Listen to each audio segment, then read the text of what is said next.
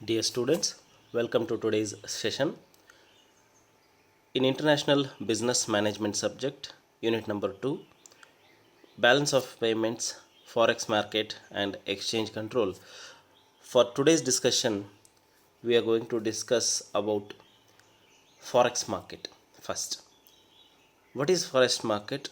Forex market. Forex market is abbreviation of foreign exchange market. Forex market is a place where exchange of different countries' currencies take place. And what is forex rate? Forex rate anta andre it is the rate at which currency of one country can get exchanged for currency of another country. We call it as a foreign exchange rate or forex rate. So forex market ಅಂತ ಅಂದರೆ ಈ ಕರೆನ್ಸಿಗಳು ಯಾವ ಒಂದು market ಪ್ಲೇಸಲ್ಲಿ exchange ಆಗಲಿಕ್ಕೆ ಒಂದು platform ಇರುತ್ತೆ, ಅದಕ್ಕೆ ನಾವು ಫಾರಿನ್ ಎಕ್ಸ್ಚೇಂಜ್ ಮಾರ್ಕೆಟ್ ಅಂತ ಕರಿತೀವಿ. It is the price of a country's currency in terms of another country's currency. ಅದನ್ನು ಫಾರಿನ್ ಎಕ್ಸ್ಚೇಂಜ್ ರೇಟ್ ಅಂದರೆ ಒಂದು ಕಂಟ್ರಿ ಕರೆನ್ಸಿಯನ್ನು ಇನ್ನೊಂದು ಕಂಟ್ರಿಯ ಕರೆನ್ಸಿಯ ಟರ್ಮ್ಸಲ್ಲಿ ನಾವು ಹೇಳ್ತೀವಿ. ಅದಕ್ಕೆ forex rate, foreign exchange rate ಅಂತ ಕರಿತೀವಿ. ಎಕ್ಸ್ಚೇಂಜ್ ಮಾಡ್ಕೊಳ್ಳಿಕ್ಕೆ ಯಾವ ರೇಟಲ್ಲಿ ನೀವು ಎಕ್ಸ್ಚೇಂಜ್ ಮಾಡ್ಕೊತೀರೋ ಅದಕ್ಕೆ ಎಕ್ಸ್ಚೇಂಜ್ ರೇಟ್ ಅಂತ ಕರೀತಾರೆ. In another word, what we can say, the rate of foreign exchange is the amount of domestic currency that must be paid to obtain 1 unit of foreign currency. ಅಂದರೆ ನಮ್ಮ ದೇಶದ domestic currency ಅಂದರೆ rupee. ಬೇರೆ ದೇಶದ 1 unit ಕರೆನ್ಸಿಯನ್ನು ಪಡೆದುಕೊಳ್ಳಲಿಕ್ಕೆ ಅಥವಾ ಖರೀದಿ ಮಾಡಲಿಕ್ಕೆ ನಮ್ಮ ದೇಶದ ಎಷ್ಟು ಯೂನಿಟ್ ಕರೆನ್ಸಿಯನ್ನು ನಾವು ಕೊಡ್ತೀವಿ, ಎಷ್ಟು ರೂಪಾಯಿಯನ್ನು ನಾವು ಕೊಡ್ತೀವಿ, ಅದಕ್ಕೆ ನಾವು ಫಾರಿನ್ ಎಕ್ಸ್ಚೇಂಜ್ ರೇಟ್ ಅಂತ ಕರಿತೀವಿ. Okay, for example, if $1 can be obtained in exchange of 73 rupees, then we can call foreign exchange rate $1 is equals to 73 rupees. Similarly, it might be any rate. $1 is equal to 73 rupees, $1 is equal to 70, 75, 60, 65. So it is around 73 now. Okay. What we call here, this $1 is equals to 73 rupees. That means foreign exchange rate between USA and India. This is foreign exchange rate between the USA and India, that is dollar and rupees currencies. In other words, in detail, we can say $1, we can say $1 can purchase 60 rupees or 73 rupees of Indian currencies, Indian money, or we can say to purchase $1 we have to pay 73 rupees. Okay, and stability in exchange rate is one of the important factors. Okay, ಇದು $1 is equal to 73 ಅಂದರೆ ಏನು ಅಂತಂದರೆ, U S A ಮತ್ತು U S ಎದ dollar, U S ಎದ currency dollar, ಆಮೇಲೆ ಅಮೆರಿಕಾದು. ಈಗ ಇಂಡಿಯಾದ ಕರೆನ್ಸಿ ಯಾವುದು ಅಂತಂದರೆ ರುಪಿ. ಸೊ $1 ಎಷ್ಟು ರುಪಿ ಆಗುತ್ತೆ ಅಂತ ಅಂದರೆ 73 ರೂಪಿ. ಸಿಂಪಲಾಗಿ ಹೇಳಬೇಕು ಅಂದರೆ ನೀವು $1 ಖರೀದಿ ಮಾಡಲಿಕ್ಕೆ 73 ರೂಪಾಯಿ. ಸೊ ಡಾಲರ್ ಮತ್ತು ರುಪಿಗೆ ಎಕ್ಸ್ಚೇಂಜ್ ರೇಟ್ ಎಷ್ಟು ಅಂದರೆ 1:73, ಅಂದರೆ ಪ್ರತಿ ಡಾಲರ್ಗೆ 73 rupees. ಈ ರೀತಿ ನಾವು ಅದನ್ನು ಕರಿತೀವಿ. ಓಕೆ, ಇಂಡಿಯನ್ ರುಪಿಗೆ ಡಾಲರ್ ಎಕ್ಸ್ಚೇಂಜ್ ರೇಟ್ ಎಷ್ಟು ಅಂದರೆ 73 rupees. Okay, yes. Stability in exchange rate is one of the important factors which indicates the economic stability of a country. Its economic stability of a country from the point of earnings from exports and payments for imports, and are directly affected by the foreign exchange rate. ಏನು ಈ foreign exchange rate stability ಯಾವಾಗ stable ಆಗಿರುತ್ತೆ ಒಂದು ದೇಶದ foreign exchange currency ಅಂದರೆ, ಇಲ್ಲಾಂದರೆ ಅದು fluctuate ಆಗ್ತಾ ಇರುತ್ತೆ. ಓಕೆ, ಸೊ ಈ ಫ್ಲಕ್ಚುಯೇಷನ್ನು ಕಡಿಮೆಯಾಗಿ ಒಂದು ಸ್ಟೇಬಲ್ ಆಗಿ ಉಳಿಯೋದು ಯಾವಾಗ ಅಂತಂದರೆ ಆ ದೇಶದ ಇಂಪೋರ್ಟ್ ಆ್ಯಂಡ್ ಎಕ್ಸ್ಪೋರ್ಟ್ ಏನಿದೆ ಅದು ಸ್ಟೇಬಲ್ ಆಗಿರಬೇಕು, ಅದು ಪ್ರಾಸ್ಪರಸ್ ಆಗಿರಬೇಕು, ಅದು ಸ್ಟ್ರಾಂಗ್ ಆಗಿರಬೇಕು. ಅಂದರೆ ಎಕ್ಸ್ಪೋರ್ಟ್ ಜಾಸ್ತಿ ಇರಬೇಕು, ಇಂಪೋರ್ಟ್ ಕಡಿಮೆ ಇರಬೇಕು. ಆವಾಗ ಅದು ಒಂದು ಡೀಸೆಂಟಾಗಿ ನೀವು ರೇಟನ್ನು ಮೇಂಟೈನ್ ಮಾಡ್ಬೋದು. ಇಲ್ಲ ಅಂದರೆ ಅದು ಏನಾಗ್ತಾ ಇರುತ್ತೆ, ಡಿಮಾಂಡ್ ಆ್ಯಂಡ್ ಸಪ್ಲೈ ಮೇಲೆ ಅದು ಚೇಂಜ್ ಆಗ್ತಾ ಇರುತ್ತೆ. Okay, nominal versus real exchange rate. Okay, ಈ ಎಕ್ಸ್ಚೇಂಜ್ ರೇಟಲ್ಲಿ ನಾವು ನಾಮಿನಲ್ ರೇಟ್ ಅಂತ ಕರಿತೀವಿ, ಆಮೇಲೆ ರಿಯಲ್ ಎಕ್ಸ್ಚೇಂಜ್ ರೇಟ್ ಅಂತಲೂ ಕರಿತೀವಿ. ಅದೇ ಸ್ವಲ್ಪ ಡಿಫ್ರೆನ್ಸ್ ಇರುತ್ತೆ. Nominal exchange rate is the price of foreign currency in terms of domestic currency. Nominal ಅಂತ ಅಂದರೆ price of foreign currency in terms of domestic currency. For example $1 is equal to 73 rupees. Okay, so ನಾವೀಗ nominal exchange rate ಏನಂದರೆ 73 rupees per dollar. Okay, ಅದೇ real exchange rate is the relative price of foreign goods in terms of domestic goods. ನಾವು real exchange rate ಅಂತಂದರೆ ನಮ್ಮ ಅದು ಆ ಗೂಡ್ಸ್ಗೆ, for example ಒಂದು ಐಫೋನ್ಗೆ ನಮ್ಮಿಂದ ಎಷ್ಟು ಗೂಡ್ಸು ಇದಾಗುತ್ತೆ, ಈಗ ಗೂಡ್ಸ್ ಎಕ್ಸ್ಚೇಂಜ್ ಮಾಡ್ಕೊತೀವಲ್ಲ ಆ ರೀತಿ, ಅದಕ್ಕೆ ರಿಯಲ್ ಎಕ್ಸ್ಚೇಂಜ್ ರೇಟ್ ಅಂತಲೂ ಕರಿತೀವಿ. It is equal to the nominal exchange rate multiplied by the foreign price level and divided by domestic price level. Okay, so real exchange rate ಅಂದರೆ ನೀವು ಎಷ್ಟು ಪರ್ಚೇಸಿಂಗ್ ಪವರ್ ಇದೆ ನಿಮಗೆ ನಿಮ್ಮ ಡೊಮೆಸ್ಟಿಕ್ ಕರೆನ್ಸಿಗೆ, ಅದನ್ನು ನಾವು ರಿಯಲ್ ಎಕ್ಸ್ಚೇಂಜ್ ರೇಟಿಂದ ತಿಳ್ಕೊಳ್ಬಹುದು.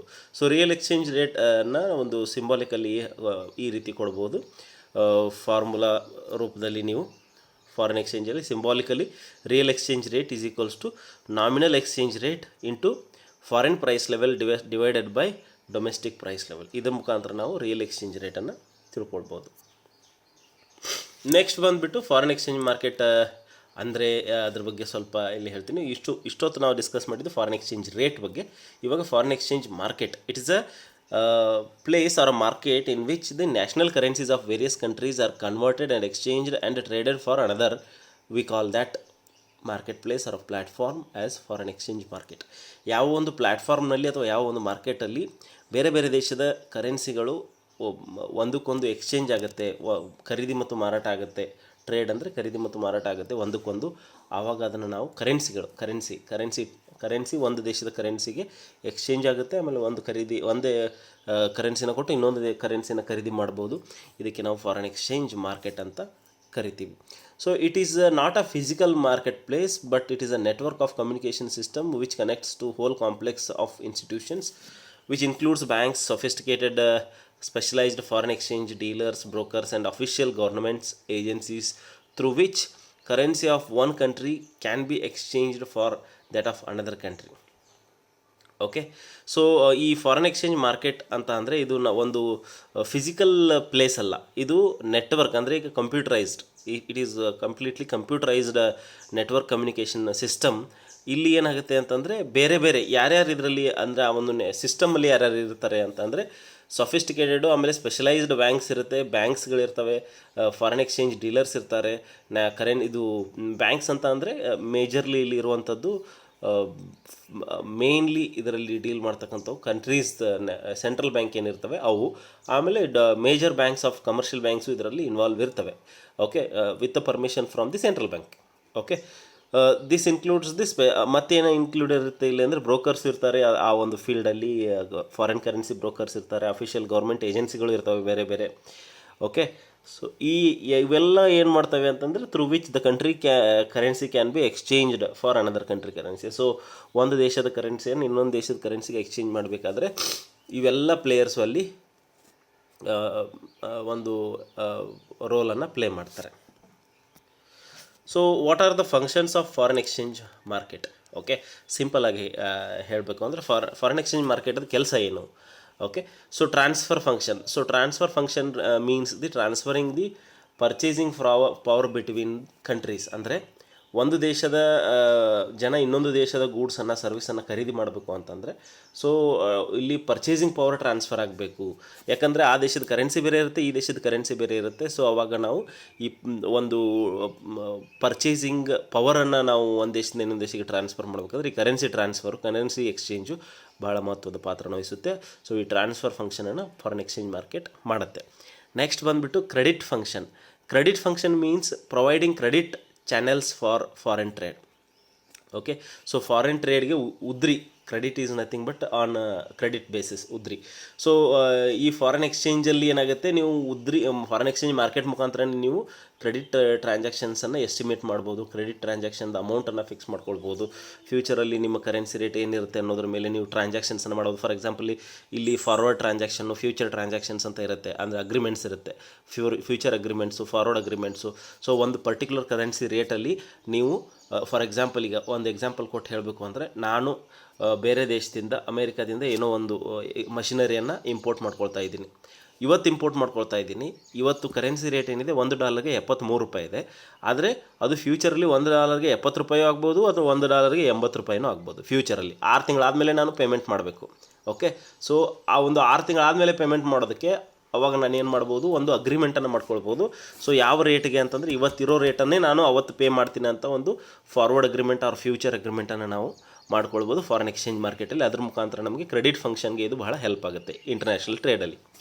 ನೆಕ್ಸ್ಟ್ ಬಂದುಬಿಟ್ಟು hedging function. Hedging function pertinent to protecting against the foreign exchange risks.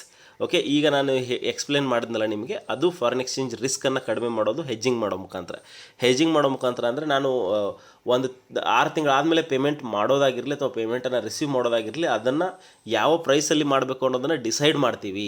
So ಅವಾಗ ಈ ಫಾರಿನ್ ಕರೆನ್ಸಿ ಫ್ಲಕ್ಚುಯೇಷನ್ಸ್ದಿಂದ ಯಾವುದೇ ರೀತಿ ನಮ್ಮ ಬಿಸ್ನೆಸ್ ರಿಸಿಟ್ಸು ಮತ್ತು ಪೇಮೆಂಟ್ಸ್ಗೆ ಎಫೆಕ್ಟ್ ಆಗದೇ ಇರೋ ಥರ ನಾವು ನೋಡ್ಕೊಳ್ತೀವಿ.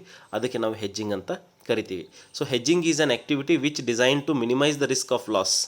Okay, so risk of loss because of the fluctuations in the currency market or whatever markets. So ಅಲ್ಲಿ ಹೆಜ್ಜಿಂಗ್ ಅಂತ ನಾವು ಕರಿತೀವಿ. ಓಕೆ, ಸೊ ಈ ಹೆಜ್ಜಿಂಗ್ ಫಂಕ್ಷನನ್ನು ಪರ್ಫಾರ್ಮ್ ಮಾಡಲಿಕ್ಕೆ ನಮಗೆ ಒಂದು ಫಾರಿನ್ ಎಕ್ಸ್ಚೇಂಜ್ ಮಾರ್ಕೆಟದ ಅವಶ್ಯಕತೆ ಇದೆ. ನೆಕ್ಸ್ಟ್ ಬಂದುಬಿಟ್ಟು nature of foreign exchange market.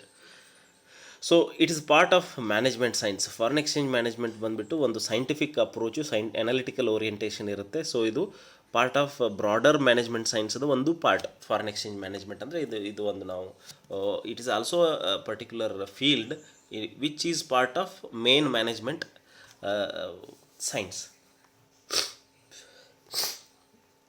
Sorry, it refers to generation of foreign exchange. Foreign exchange is generated from international trade and transactions. When a country exports goods or services, it earns foreign exchange. ಒಂದು ದೇಶ ಇನ್ನೊಂದು ದೇಶದ ಜೊತೆ foreign international transactions ಏನು ಮಾಡುತ್ತೆ, ಅದು trade ಆಗಿರ್ಬೋದು, import export what ever funds transactions ಆಗಿರ್ಬೋದು. ಸೊ ಇಲ್ಲಿ ನಿಮ್ಮ ಎಕ್ಸ್ಪೋರ್ಟ್ ಜಾಸ್ತಿ ಇದ್ದರೆ ನಿಮಗೆ ಫಾರಿನ್ ಎಕ್ಸ್ಚೇಂಜ್ ಜನ್ರೇಷನ್ ಆಗುತ್ತೆ, ಅಕ್ಯುಮುಲೇಟ್ ಆಗ್ತಾ ಹೋಗುತ್ತೆ ಫಾರಿನ್ ಎಕ್ಸ್ಚೇಂಜು. ಫಾರಿನ್ ಎಕ್ಸ್ಚೇಂಜ್ ಅಂತ ಅಂದರೆ ನೀವು ಕಾಮನ್ನಾಗಿ ಯಾವ ಒಂದು ಕರೆನ್ಸಿನಲ್ಲಿ ಟ್ರೇಡ್ ಮಾಡ್ತಾ ಇರ್ತೀರ ಆ ಒಂದು ಕರೆನ್ಸಿನ ಸ್ಟೋರ್ ಮಾಡೋದಕ್ಕೆ ನಾವು ಫಾರಿನ್ ಎಕ್ಸ್ಚೇಂಜ್, ಫಾರೆಕ್ಸ್ ರಿಸರ್ವ್ ಅಂತಲೂ ಕರಿತೀವಿ, ಫಾರಿನ್ ಎಕ್ಸ್ಚೇಂಜ್ ಅಂತಲೂ ಕರಿತೀವಿ. ಓಕೆ, ಫಾರಿನ್ ಎಕ್ಸ್ಚೇಂಜ್ ರಿಸರ್ವ್ ಅಂತ ಕರಿತೀವಿ. ಸೊ ಫಾರ್ ಎಕ್ಸಾಂಪಲ್ ಇಂಡಿಯಾ ತಾನು ಯಾವ ಒಂದು ದೇಶದ ಜೊತೆ ಹೆಚ್ಚು ಟ್ರಾನ್ಸಾಕ್ಷನ್ ಮಾಡುತ್ತೆ ಆ ದೇಶದ ಕರೆನ್ಸಿಯನ್ನು ಹೆಚ್ಚು ಸ್ಟೋರ್ ಮಾಡ್ಕೊಂಡಿರುತ್ತೆ. ಯಾವಾಗ ನಮಗೆ ಅದನ್ನು ಬೇಕು ಬಳಸ್ಕೊಳ್ಳಿಕ್ಕೆ ಅನುಕೂಲ ಆಗುತ್ತೆ. ಆಮೇಲೆ ಯಾವಾಗ ನಮಗೆ ಮಾರ್ಕೆಟ್ ಕಂಡೀಷನ್ ಸೂಟೇಬಲ್ ಆಗಿಲ್ಲ ಆವಾಗ ಅದನ್ನು ನಾವು ನಮ್ಮ ಟ್ರೇಡರ್ಸ್ಗೆ ಆಮೇಲೆ ನಮ್ಮ ಇಂಟರ್ನ್ಯಾಷನಲ್ ಬಿಸ್ನೆಸ್ ಮಾಡೋರಿಗೆ ಹೆಲ್ಪ್ ಆಗೋ ರೀತಿ ಆ ಒಂದು ಫಾರಿನ್ ಕರೆನ್ಸಿ ರಿಸರ್ವನ್ನು ನಾವು ಬಳಸ್ಕೊಳ್ಬೋದು. It pertains to use of foreign exchange. So foreign ಎಕ್ಸ್ಚೇಂಜದ ಬಳಕೆಗೇ ಮೇನ್ ಫಾರಿನ್ ಎಕ್ಸ್ಚೇಂಜ್ ಮಾರ್ಕೆಟು ಇಲ್ಲಿ ಬಳಕೆ ಆಗುತ್ತೆ. ಸೊ ಇಲ್ಲೇನಾಗುತ್ತೆ ಅಂತಂದರೆ availability of goods and service ಯಾವ ದೇಶದಲ್ಲಿದೆ ಅನ್ನೋದನ್ನು ನೀವು ಐಡೆಂಟಿಫೈ ಮಾಡ್ತೀರಾ. ಓಕೆ, ಸೊ ಫಾರಿನ್ ಎಕ್ಸ್ಚೇಂಜನ್ನು ಯಾವ ರೀತಿ ಬಳಸಬೇಕು, ಯಾವ ಕರೆನ್ಸಿಯಲ್ಲಿ ನೀವು ಟ್ರಾನ್ಸಾಕ್ಷನ್ ಮಾಡಬೇಕು ಅನ್ನೋದು ಡಿಸೈಡ್ ಮಾಡ್ತೀರಾ. ಸೊ ಅದನ್ನು ಫಾರಿನ್ ಎಕ್ಸ್ಚೇಂಜ್ ಮಾರ್ಕೆಟ್ ಮುಖಾಂತರ ನೀವು ಕರೆನ್ಸಿಯನ್ನು ಕನ್ವರ್ಟ್ ಮಾಡಿಕೊಂಡು ನಿಮ್ಮ ಟ್ರೇಡನ್ನು ಕಂಪ್ಲೀಟ್ ಮಾಡ್ಕೊಳ್ತೀರಾ. Okay, next it covers the shortage of foreign exchange. So ಫಾರಿನ್ ಎಕ್ಸ್ಚೇಂಜಲ್ಲಿ ನಿಮಗೆ ಫಾರಿನ್ ಎಕ್ಸ್ಚೇಂಜ್ ರಿಸರ್ವ್ ಶಾರ್ಟೇಜ್ ಇದ್ದರೆ, ಓಕೆ, ಒಂದು ದೇಶದ ಹತ್ರ ಫಾರಿನ್ ಕರೆನ್ಸಿ ಅಷ್ಟೊಂದು ಪೇಮೆಂಟ್ ಮಾಡಲಿಕ್ಕೆ ಇಲ್ಲ ಅಂತ ಅಂದರೆ, ಈಗ ಒಂದು ಎಕ್ಸಾಂಪಲ್ ಹೇಳಬೇಕು ಅಂದರೆ ನಾನು ಅಮೆರಿಕಕ್ಕೆ ರುಪೀಸಿಂದ ಡಾಲರಿಗೆ ಕನ್ವರ್ಟ್ ಮಾಡಿ ಡಾಲರ್ ರೂಪದಲ್ಲಿ ಪೇಮೆಂಟ್ ಮಾಡಬೇಕು. ನನ್ನ ಹತ್ರ ರುಪೀಸ್ ಇದೆ ಆದರೆ ಡಾಲರ್ಸ್ ಇಲ್ಲ. ಸೊ ಡಾಲರ್ಸ್ ಇಲ್ಲ ಅಥವಾ ಡಾಲರ್ಸ್ ಕಡಿಮೆ ಇದೆ. ಸೊ ಅಂಥ ಕಂಡೀಷನಲ್ಲಿ ನಾವು ಈ ಫಾರಿನ್ ಎಕ್ಸ್ಚೇಂಜ್ ಮಾರ್ಕೆಟ್ದಿಂದ ಡಾಲರ್ಸ್ಗಳನ್ನು ಆ ಮಾರ್ಕೆಟ್ ಪ್ರೈಸಲ್ಲಿ ಖರೀದಿ ಮಾಡಿ ಆ ಟೋಟಲ್ ಡಾಲರ್ಸ್ ಎಷ್ಟಾಗುತ್ತೆ ಅಷ್ಟು ಪೇಮೆಂಟನ್ನು ನಾವು ನಮ್ಮ ಪಾರ್ಟಿ ಅಥವಾ ಕ್ಲೈಂಟ್ ಏನಿರುತ್ತೆ ಯಾರಿಗೆ ಪೇಮೆಂಟ್ ಮಾಡಬೇಕು ಅವರಿಗೆ ಮಾಡ್ತೀವಿ. ಸೊ ಇಲ್ಲೇನಾಗುತ್ತೆ, ಶಾರ್ಟೇಜ್ ಇದ್ದಾಗ ಅಥವಾ ನಮ್ಮ ಹತ್ರ ಡಾಲರ್ಸ್ ಇಲ್ಲ ಅಥವಾ ಫಾರಿನ್ ಕರೆನ್ಸಿ ಇಲ್ಲ ಅಂದರೆ ಅದನ್ನು ಈ ಫಾರಿನ್ ಎಕ್ಸ್ಚೇಂಜ್ ಮಾರ್ಕೆಟಲ್ಲಿ ಖರೀದಿ ಮಾಡಿ ನಾವು ನಮ್ಮ ಒಂದು ಟ್ರಾನ್ಸಾಕ್ಷನನ್ನು ಕಂಪ್ಲೀಟ್ ಮಾಡಬೇಕಾಗುತ್ತೆ. ಸೊ ಇದು nature of foreign exchange management. Okay, yes, thank you very much. This is it for today's session.